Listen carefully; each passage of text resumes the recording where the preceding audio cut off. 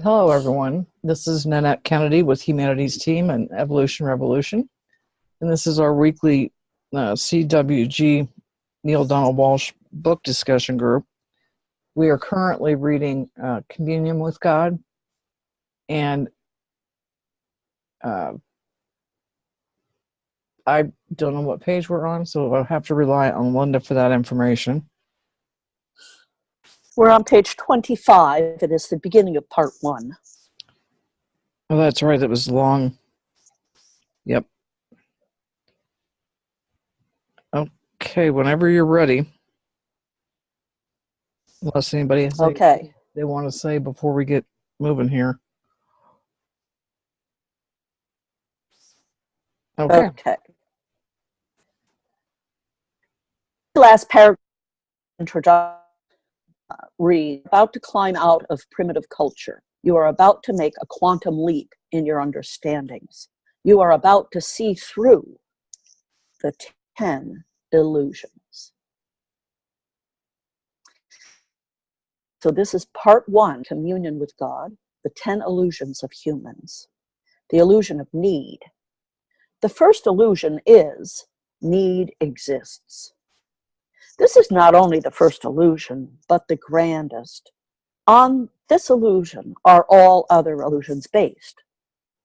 Everything that you currently experience in life, everything that you feel moment to moment, is rooted in this idea and your thoughts about it. Need is non-existent in the universe. One needs something only if one requires a particular result. The universe does not require a particular result. The universe is the result. Need is likewise non-existent in the mind of God. God would only need something only if God required a particular result. God does not require any particular result. God is that which produces all results. If God needed something to produce a result, where would God get it? There is nothing that exists outside of God. God is all that is, all that was, and all that ever will be. There is nothing that is not of God. You may better grasp this idea if you use the word life in place of the word God. The two words are interchangeable, so you will not alter the meaning. You will merely increase your understanding. Nothing that is not life. If life needed something to produce a result, where would life get it? There is nothing that exists outside of life. Life is all that is, all that was, and all that ever will be. God needs nothing to occur except that which is occurring. Life needs nothing to occur except that which is occurring. The universe needs nothing to occur except that which is occurring. This is the nature of things. This is how it is, not the way you have imagined it. In your imagination, you have created the idea of need out of your experience, that you need things in order to survive. Yet suppose that you didn't care whether you lived or died. Then what would you need? Nothing at all. And suppose that it was impossible for you not to live. Then what would you need? Nothing at all. Now here is the truth about you. It is impossible for you not to survive. You cannot fail to live. It is not a question of whether you live, but how. That is, what form will you take? What will your experience be? I tell you this You need nothing to survive. Your survival is guaranteed. I gave you everlasting life, and I never took it away from you. Hearing this, you may say yes, but survival is one thing, and happiness is another. You may imagine that you need something in order to survive happily, that you can be happy under only certain conditions. This is not true, but you have believed it to be true. And because belief produces experience, you have experienced life in this way and have thus imagined a God who must experience life in this way as well. The only difference is God knows this. When you know this, you will be as God. You will have mastered life, and your whole reality will change. Now, here is a great secret. Happiness is not created as a result of certain conditions.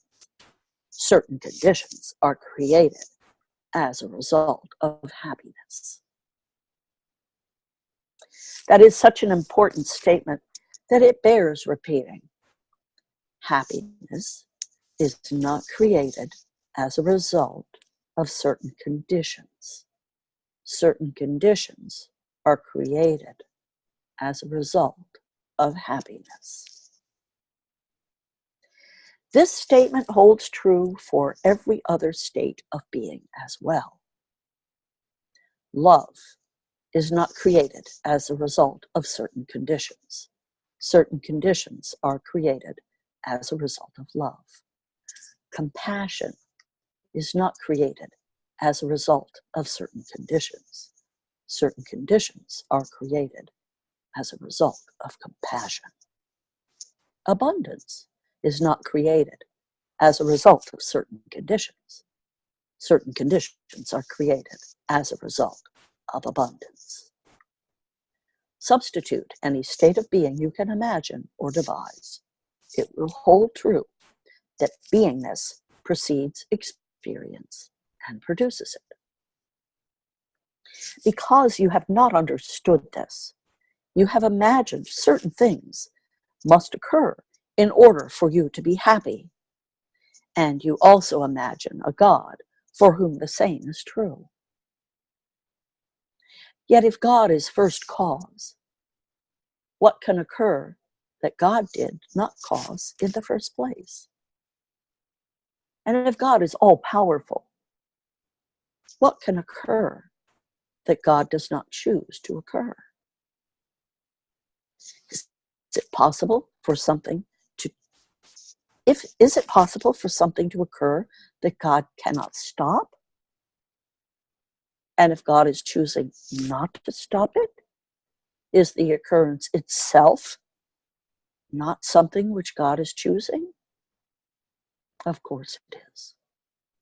Yet why would God choose things to occur that would make God unhappy? The answer is an answer that you cannot accept. Nothing makes God unhappy.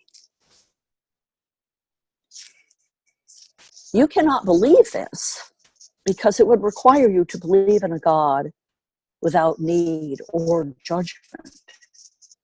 And you cannot imagine such a God. The reason you cannot imagine such a God is that you cannot imagine such a human. You do not believe that you can live that way, and you cannot imagine a God who is greater than you. When you come to understand that you can live that way, then you will know all there is to know about God. You will know that your second assessment was right. God is not greater than you. How can God be? For God is that which is you, and you are that which is God. Yet you are greater than you think you are. Masters know this. There are masters walking your planet right now who know this. These masters come from many traditions, religions, and cultures, yet they all have one thing in common. Nothing makes masters unhappy. In the early days of your primitive culture, most humans were not in this state of mastery. Their only desire was to avoid unhappiness or pain. Their awareness was too limited for them to understand that pain did not have to produce unhappiness. And so their life strategy was built around what later came to be described as the pleasure principle. They moved towards what brought them pleasure and moved away from what deprived them of pleasure or caused pain. Thus, the first illusion, the idea that need exists, was born. It was what could be called the first mistake. Need does not exist. It is fiction. In reality, you need nothing to be happy. Happiness is a state of mind. This is not something that early humans were capable of grasping. And because they felt they needed certain things in order to be happy, they assumed that the same must be true for all life. Included in that assumption was that part of life which they came to understand as a greater power, a power that succeeding generations have conceptualized as a living being, referred to by a wide variety of names, among them Allah, Yahweh, Jehovah, and God. It was not difficult for early humans to conceive of a power greater than themselves. Indeed, it was necessary. An explanation was needed for things that happened that were totally out of their control. The mistake here was not in assuming that there was such a thing as God, the combined power and combined energy of all that is, but in assuming that this total power and complete energy could need anything at all, that God was in some way dependent upon something or someone else to be happy or satisfied, complete, or fulfilled. This is like saying that the fullness was not full, that it needed something to make it full.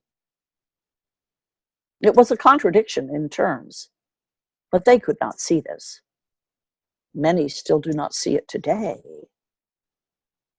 From this creation of a dependent God, people produced a cultural story in which God has an agenda.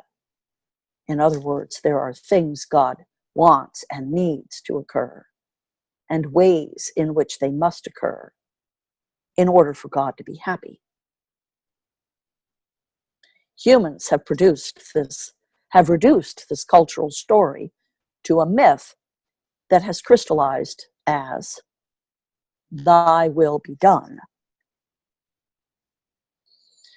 Your idea that I had a will forced you to then try to figure out what my will was. This exercise quickly made it clear that there was no universal agreement among your species on this point. And if not everyone knew or agreed on what God's will was, not everyone could possibly be doing God's will. The cleverest among you used this rationale to explain why some people's lives seem to work better than others. But then you forced a new question. How could it be possible for God's will not to be done if God was God? Clearly, there was a flaw in that first illusion. This should have revealed the idea of need as false. But humans knew at some very deep level that they could not give up the illusion, and something very vital would come to an end. Hang on, I need to cough.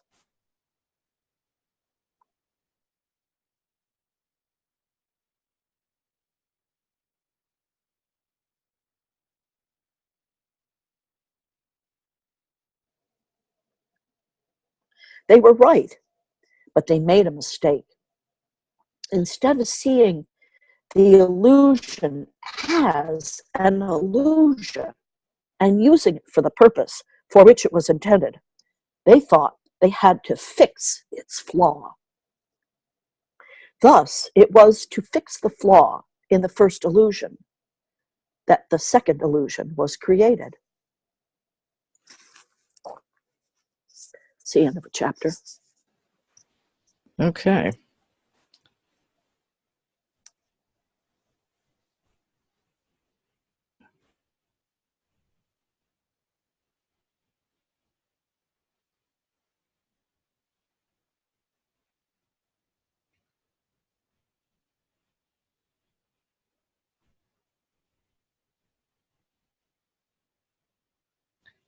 Anybody want to start the conversation? I will. This chapter, I saw something on Facebook this past week that said, I think it was D.H. Lawrence who said it or wrote it, that nothing in nature ever feels sorry for itself except for humans. And his example was a little bird will be sitting on the branch of a tree, freezing to death, and then it'll just fall off the branch. And there's never any moment of, pity for itself or why should this be happening. And that really relates to this idea of need and how we sort of make our lives wrong with this illusion quite a lot.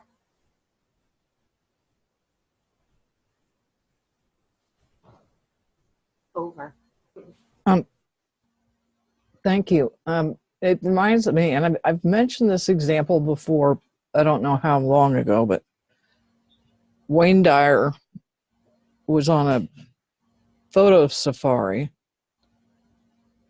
and on that first day of the photo safari, they saw a lion attack a zebra and took quite a swat at the zebra's rear end and then tried to bite the zebra. And they all watched this happening. And the next day they were on another photo safari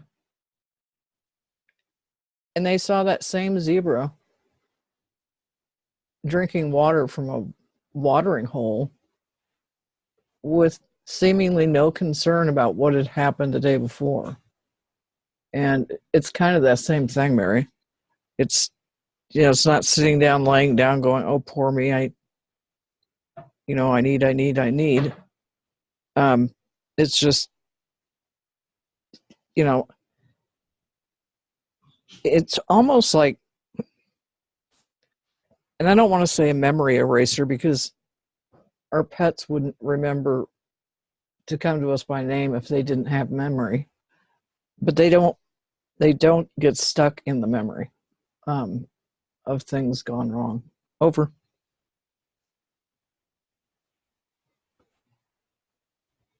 So are you saying the poor things can't hold grudges? No, not unless they're trained. I think if they're trained, just like what's said here, is that our early ancestors had trouble with this business of illusion because they didn't understand it. And not everybody understands it today. But it's like, if you, and I have no expertise in this, but if you have a dog, you can train it to be a mean dog. Or, like dog fighting rings. But you could also train it to be a good dog and be kind. So I don't know if that makes sense. Over.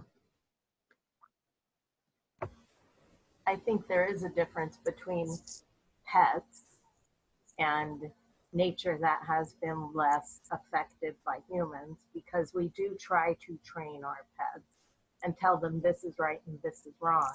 So then you're getting back to that illusion of need. You need to behave this way and not that way.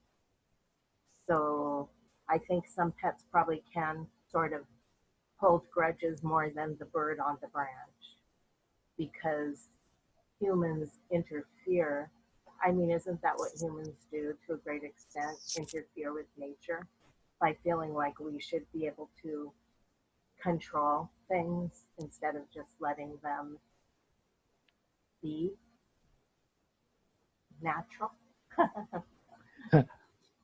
I think that's true, but I'd be very upset if my dogs weren't trained to go to the bathroom outside or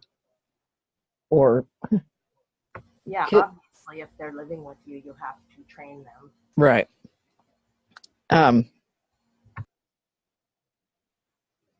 But I do understand that, you know, what you said, Mary, about interfering with nature. I think that's how you put it.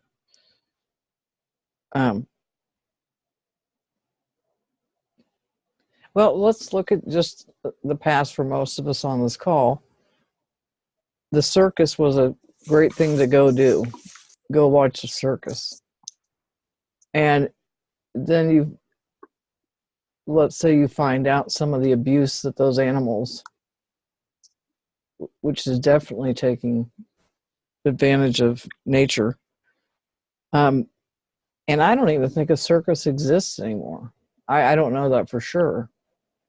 But I also heard in the last couple of days that many zoos are moving to completely different setup, where they let them run wild, because they're not, their memories wouldn't allow them to survive in the complete wild. But so I think we're getting better at that, but I'm kind of getting off track. Over. I think it's easy to get confused between like the needs of the third dimension versus the needs of spirit. So I totally agree. We do, in the third dimension, we have needs. I need my dog not to piss in the house. Yeah. I need, my dog not to be eaten by somebody else's dog when I'm walking on the beach. But when you go up the spiral to the place where we understand that all of this 3D stuff is really the grand illusion. And we realize that in the ultimate sense of the experience, there are no needs. God, and I can't quite find it in this chapter, but there's something that gets said in this chapter where it really speaks to the notion of the disasters that we see and like the mass trauma that we see. And there are a lot of people who look at events like that and they think God is being spiteful, and they say things like, how could God let that happen? Right? So God allows everything to happen because there's no attachment.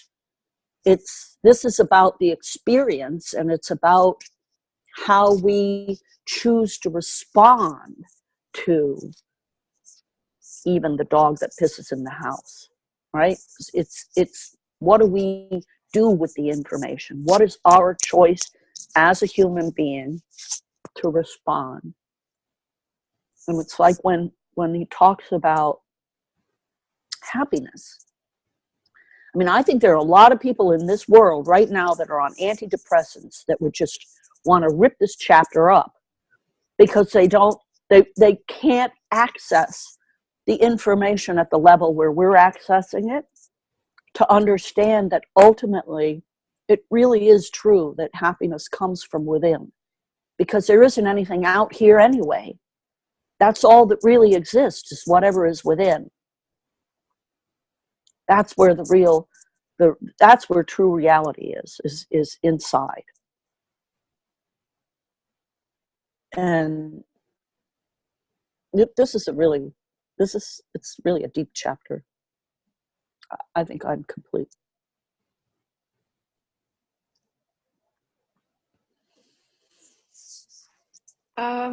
I'd like to add something to that, Linda.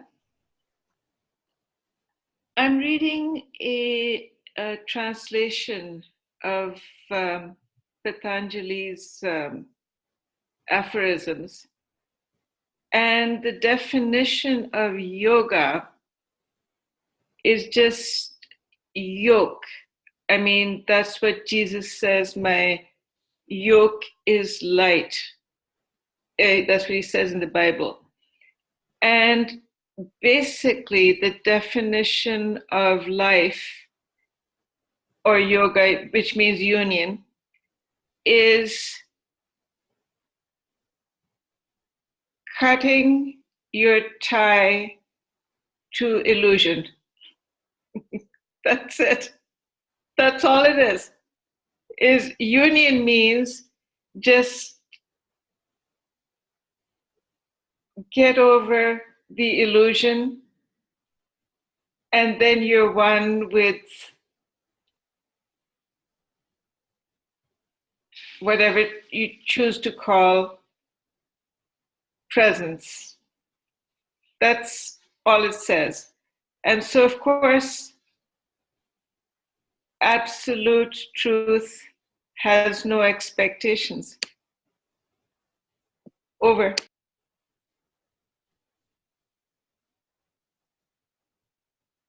It's a hard one.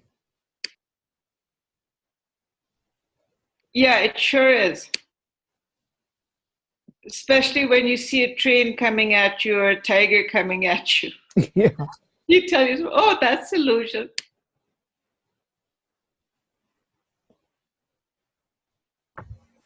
Disunity is illusion number 3.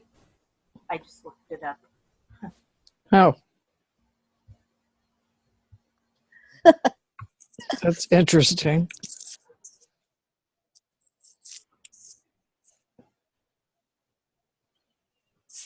Anybody else?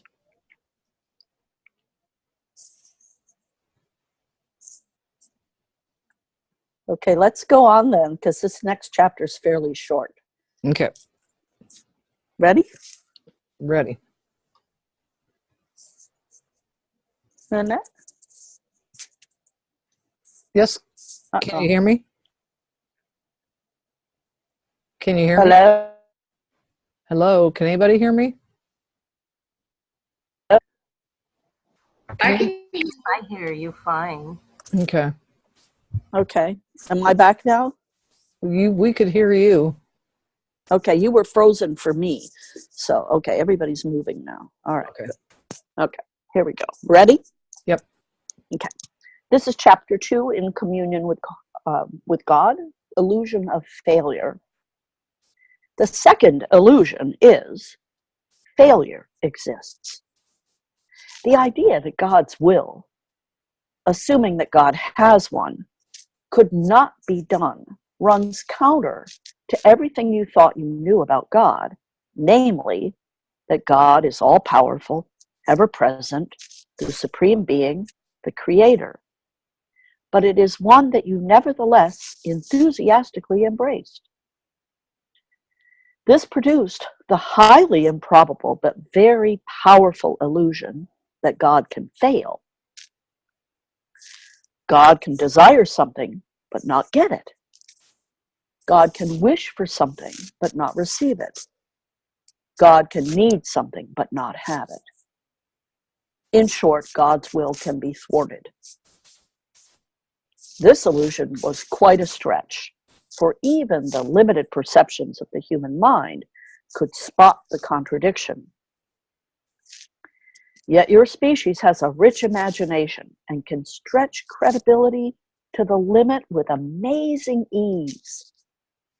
You have not only imagined a God with needs, You have imagined a God who can fail to have his needs met. How could you have done this? Once again, through the use of projection, you have projected yourself upon your God.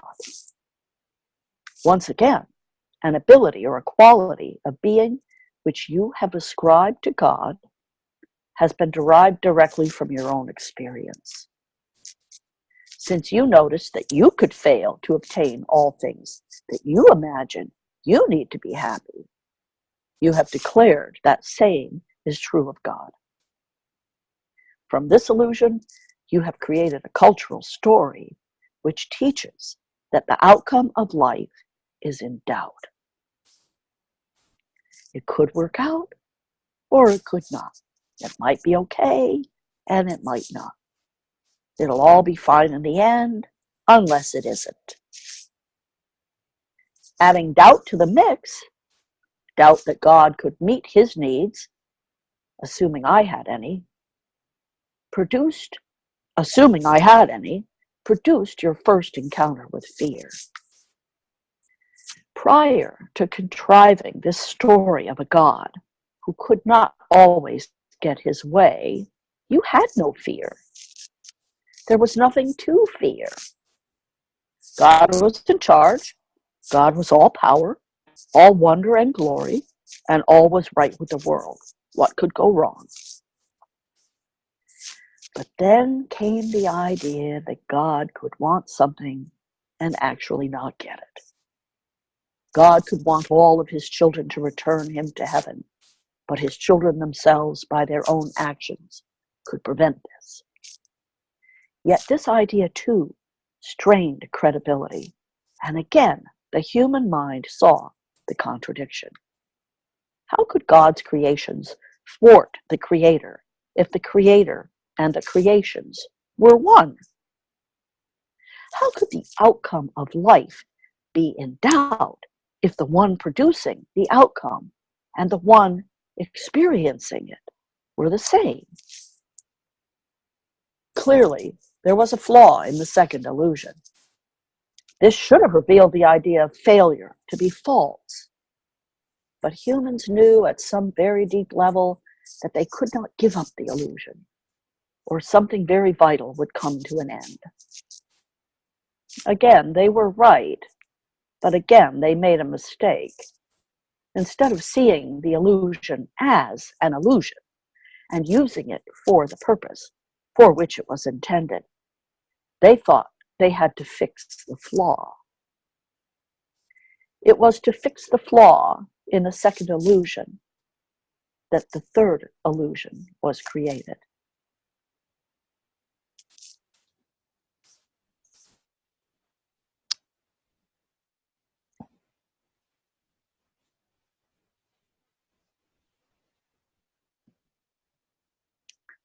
That next chapter is a little on the long side.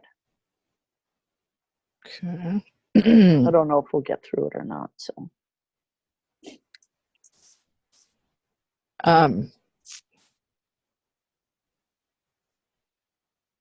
well, something you read right before the end of this chapter.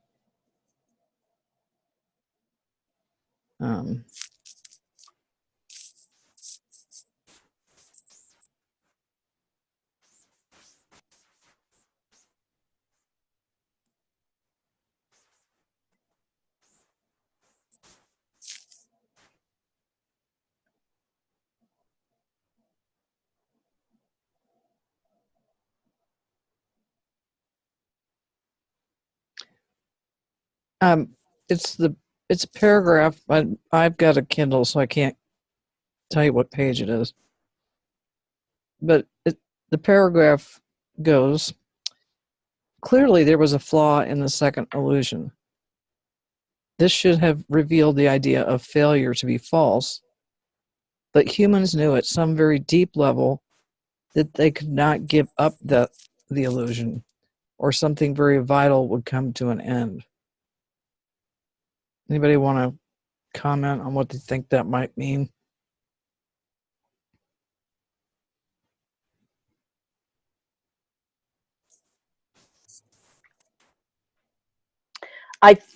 well, I think what it might mean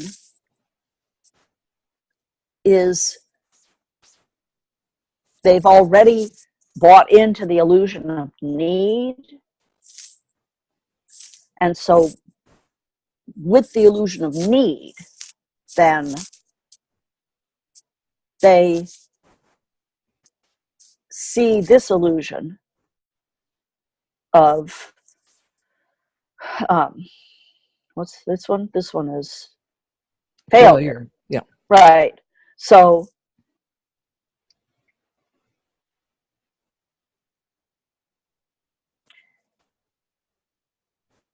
if they gave up the idea of failure, they would have to give up the idea of need. That's the thing that I think that he's saying, something very vital would come to an end. Their sense of having need would come to an end. And because they'd already bought into that illusion that they needed things, they can't give up the idea of failure, because failure is what happens when you don't have what you need.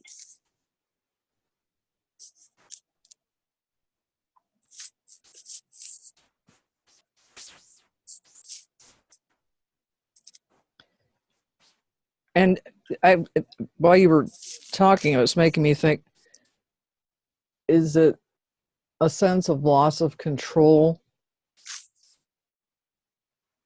if you lose the illusions or give up the illusion? I suspect if you haven't at the same time embraced your unity, your godliness, your connection,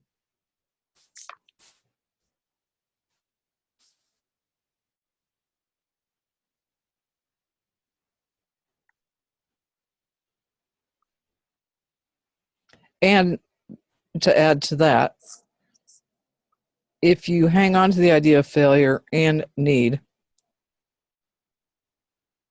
and or it reads that they could not give up those illusions, or something very vital would come to an end, is that the scary God? That you'd have to go to that burning place?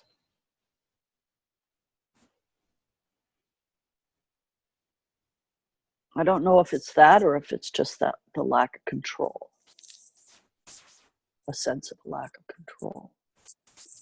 I don't know. I mean, this is not these that and the next chapter. Those two paragraphs, they're not easy to understand at all, I don't think. Mm-mm. Well, I'm having a very hard time with the whole thing because I raised my children with an iron fist. This is right, that's wrong. And I took a course in parenting, and it was so darn stupid. Huh.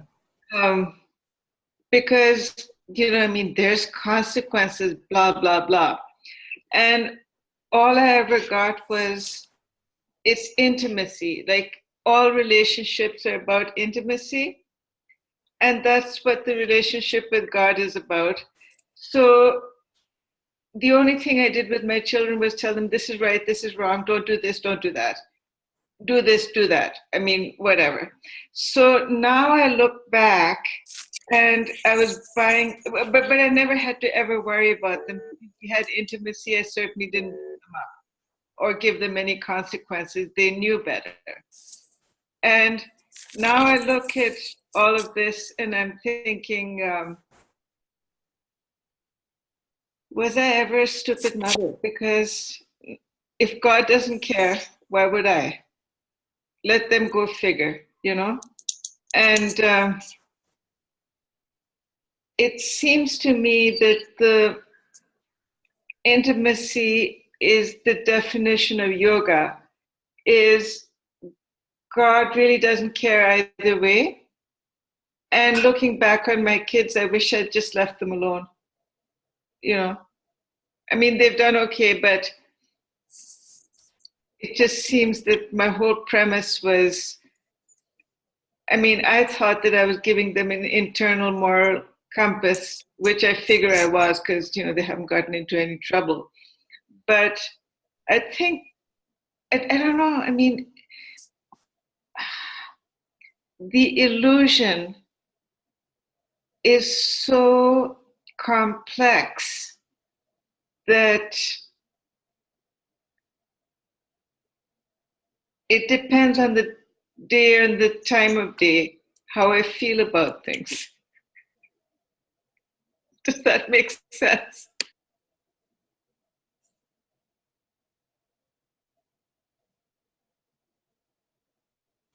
It makes sense to me, and it also makes sense that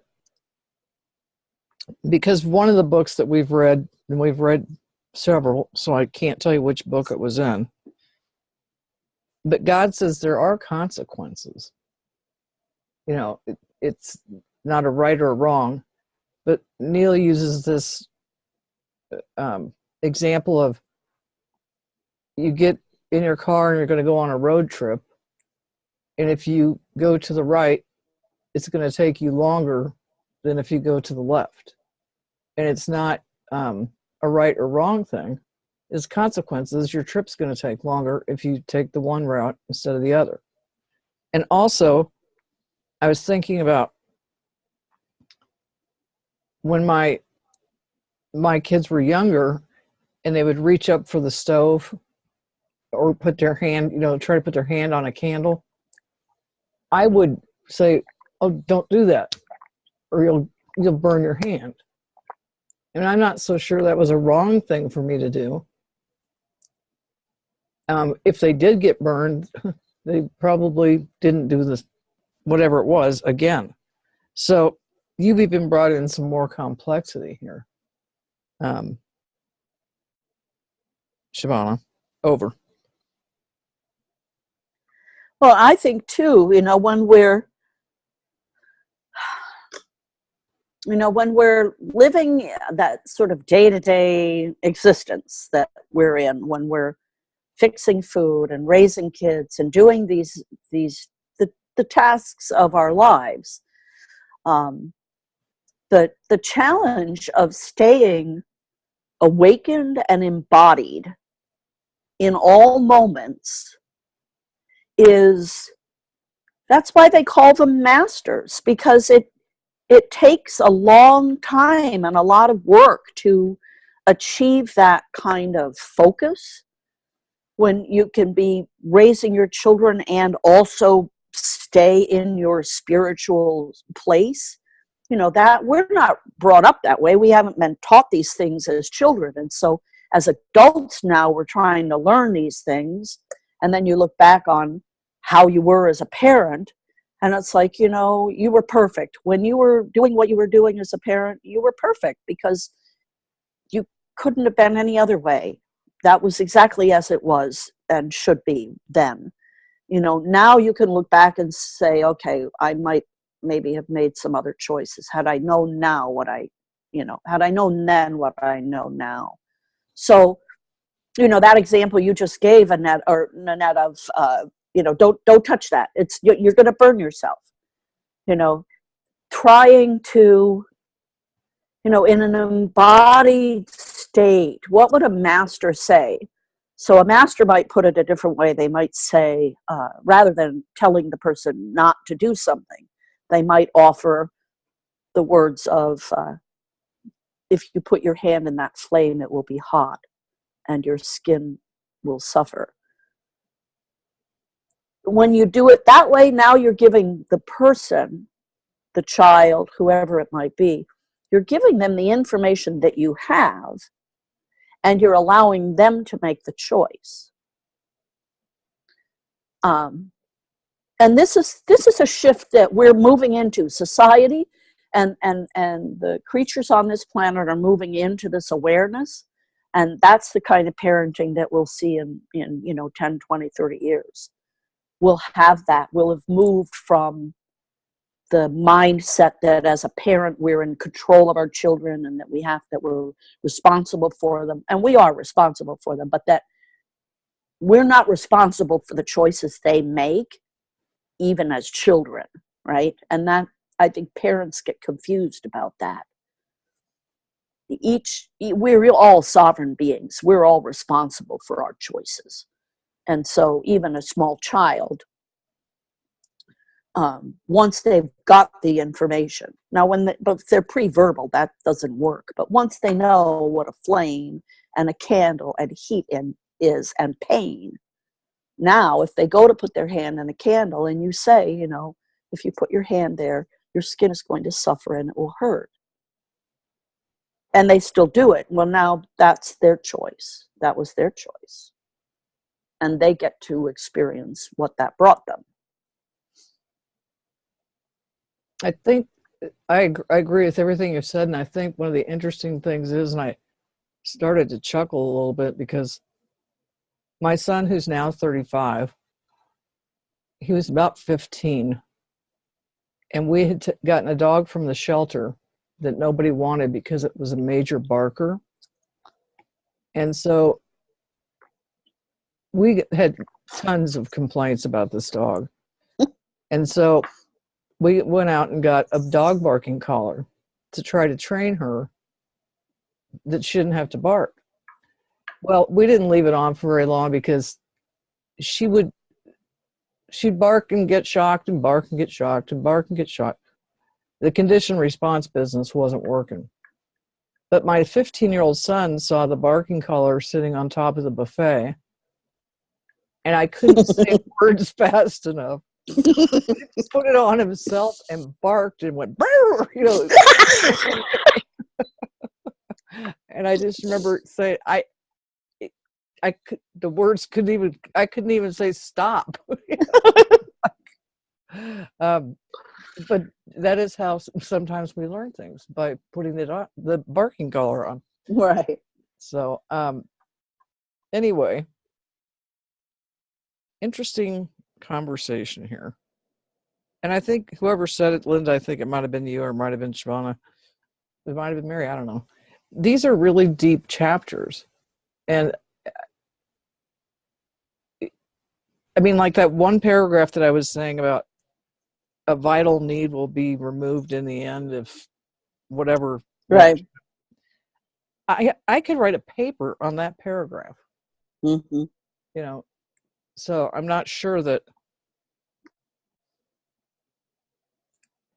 I don't know that we're supposed to be like walking away from a chapter going, oh, now I'm fully enlightened, I'm a master. I think it's very thought-provoking. So, over.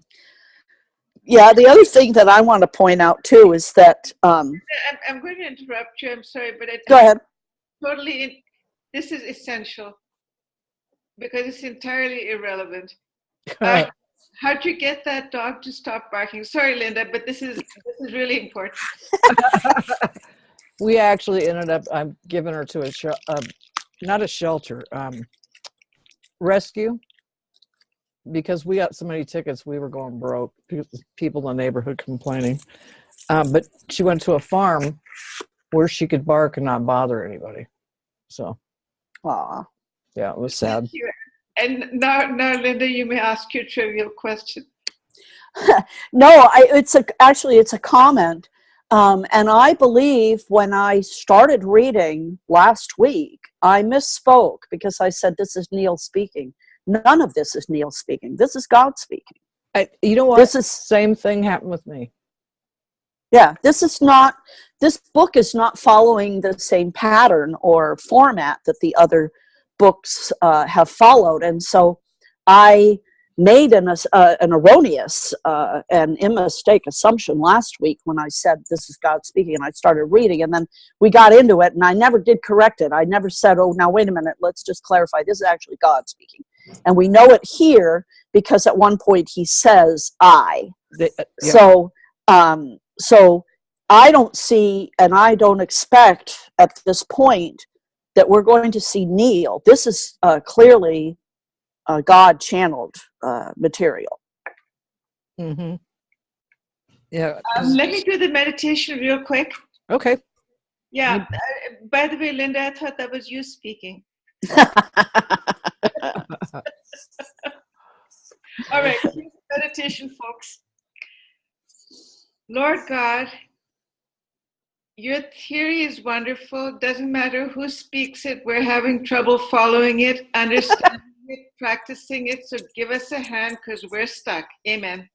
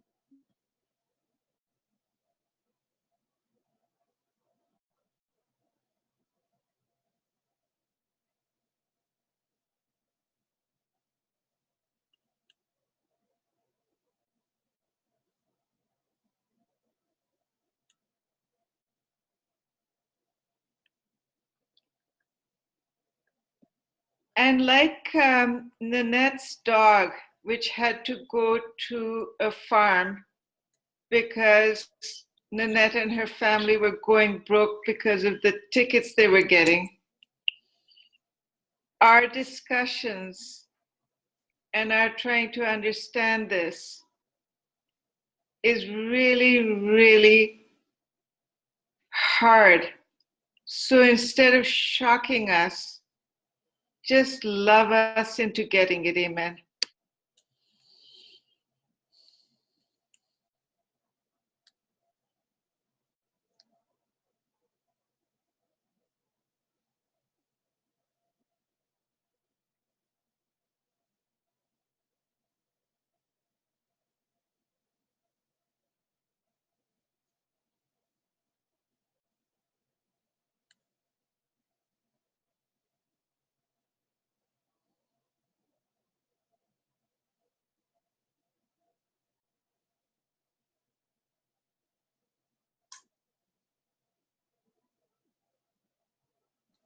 Thank you, Shimona.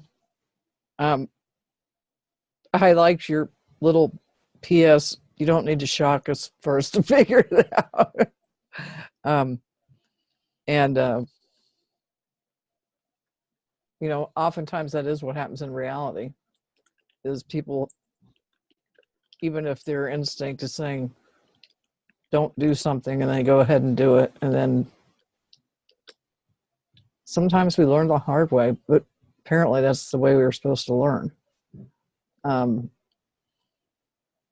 But I also want to remind everybody that Wednesday, the 24th, is Global Oneness Day. And it's the biggest event that Humanities Team puts on all year.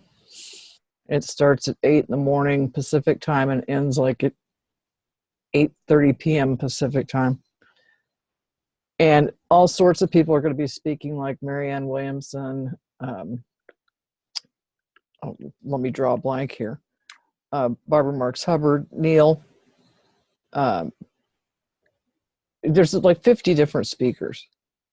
So you can just go to the Humanities Team website, or not the website, the Humanities Team Facebook page, because it'll be doing that Facebook Live business.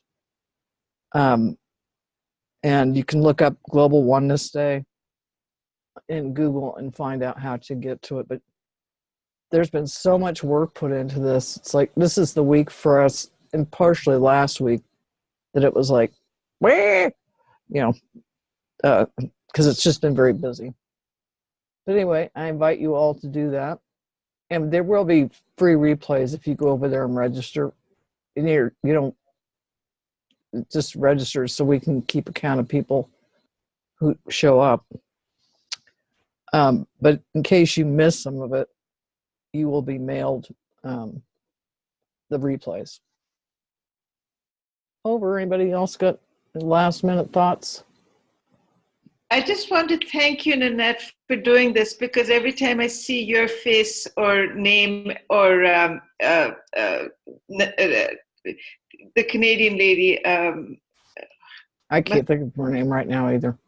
yeah, Christine? yeah, I feel extremely proud of you. It's like your family. So thank you for your hard work. Oh, not a worry. When you got to like what you're doing, and that not all the time is it a cup of tea, but it's meaningful work. And if you do come watch on the Facebook page for the Humanities Team Worldwide Facebook page, you can comment like, "Wow, wasn't that cool what Marianne Williamson said?" You know, you can comment to some of the replies that are coming in. So anyway, the commercial is over, and so is the hour. And I love you all, and thanks for the compliment, Shavana. And thank you, Linda, Sarah, and Mary, and those that are going to be listening into this later. Okay, love you all. All right. Bye, guys. Bye. Bye.